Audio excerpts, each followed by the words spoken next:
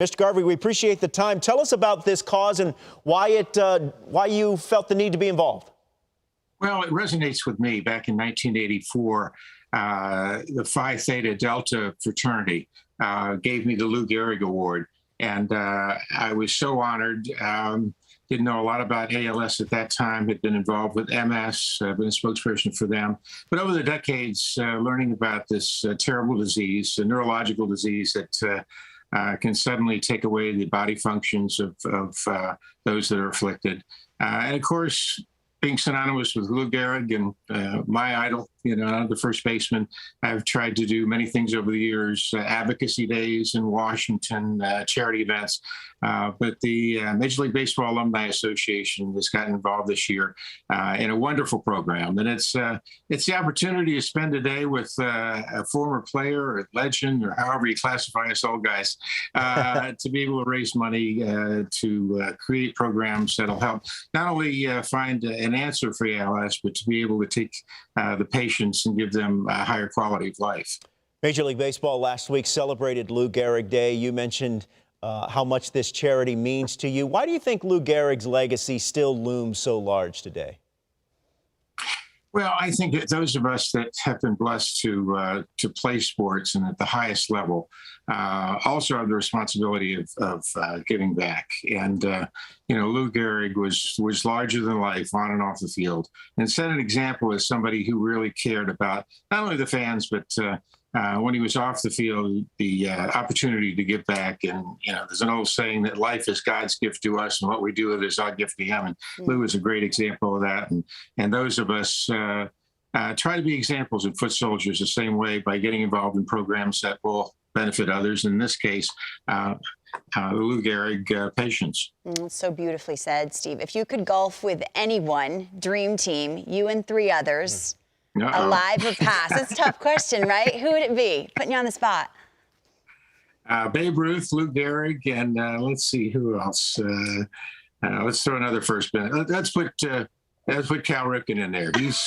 He's my buddy, and we have our consecutive game streaks, and we're smashing it probably 200 yards now. But it's more about the camaraderie, and this auction will give me an opportunity to thank 3 individuals for their contribution to play around the golf, develop new friends, but also we'll talk a little bit about what ALS is and what it's all about.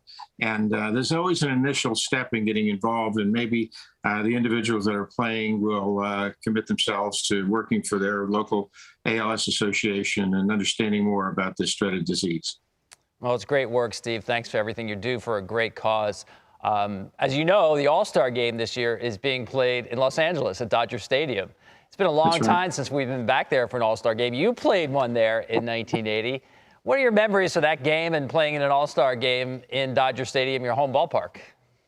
I have a great memory, but my Lord, 42 years ago, who would have ever thought that, number one, the Dodgers wouldn't win a World Series until 32 years after their last one, and an All-Star Game would be 42 years later. But probably iconically, Yankee Stadium and Dodger Stadium are the 2 places that the world seems to tune in.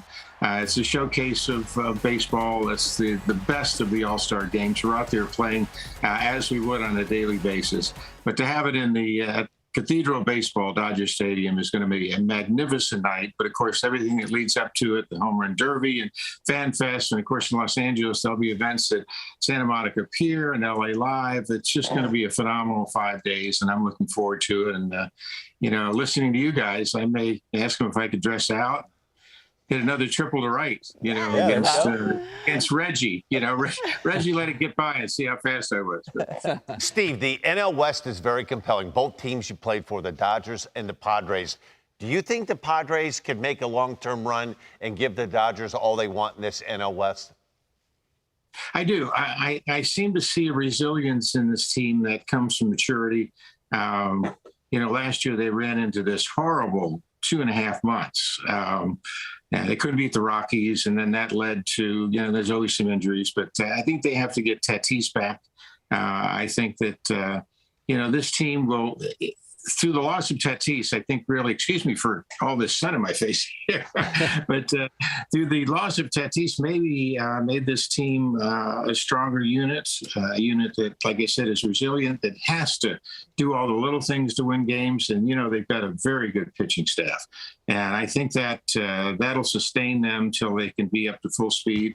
And then it's going to be fun. It's going to be fun watching the Padres and Dodgers battle it out, and the Giants in the mix. And, the West is much, much better. So I'm looking forward to a great rest of the season. And then October is just going to be boomtown, so to speak, with the Yankees and the Mets on the East Coast and some other teams in the mix. So, but more importantly, the All-Star Game in July at Dodger Stadium is going to be a showcase for our national pastime and the greatest sport. And I'm looking forward to being part of it.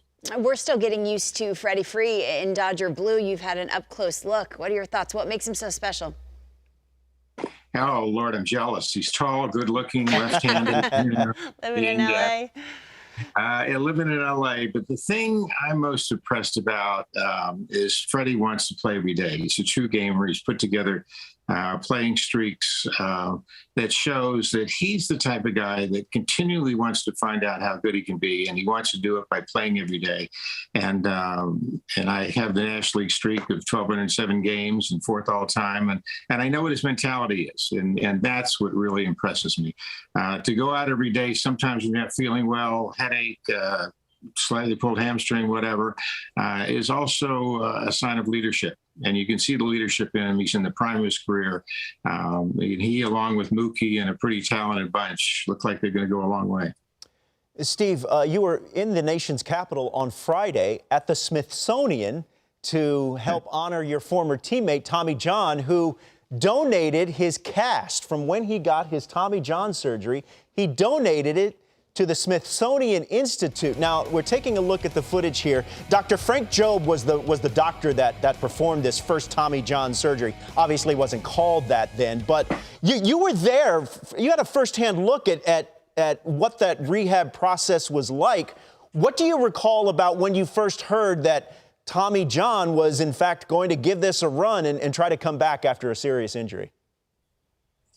Oh, Lord, there are certain, times in our life where out of nowhere, something happens that eventually seems to define us. And, Tommy John, his 288 wins, what he did for the game should be in the Hall of Fame. But ironically, being in the Smithsonian, arguably can be even a higher honor. It's about our history and the collaboration with Frank Jobe, who was our orthopedist at the time and created other surgeries, by the way, is truly historical. And to have your name put on something means, well, you had to have the surgery, but the surgery just happened to be life-changing for thousands and thousands of players and those with torn ligaments, and allows them to get back on the mound again, whether it's baseball or softball or whatever, and to continue to pursue their dreams. But, we always kid Tommy, he didn't have much of a fastball anyway. So now he was working those cutters and sinkers off a mediocre fastball. That 85 was striking out a lot of guys. And Tommy will laugh about that too, but it was a fantastic day. And at the end, Tommy was giving out baseballs to all the families. And he says, I've got one number 6 for Garvey. So I went up to get it. And it was awfully quiet. When you're in the Smithsonian, there's a reverence there. And I looked up, I said, it's not your birthday, so we can't sing that. Let's all sing Take Me Out to the Ball Game. And this audience of about 60, 65 people sang Take Me Out to the Ball Game. And it was really charming. And again, my life in baseball has been measured by a lot of moments, but that was very, very special this past Friday. And I congratulate him. He's been a tremendous spokesman for sports medicine, too. Former MVP, former Dodger, former Padre, Steve Garvey. Steve, we appreciate you joining us. Hopefully we'll see you at the All-Star Game in Los Angeles next month. Let's make a date out of it. Thank you. Got it.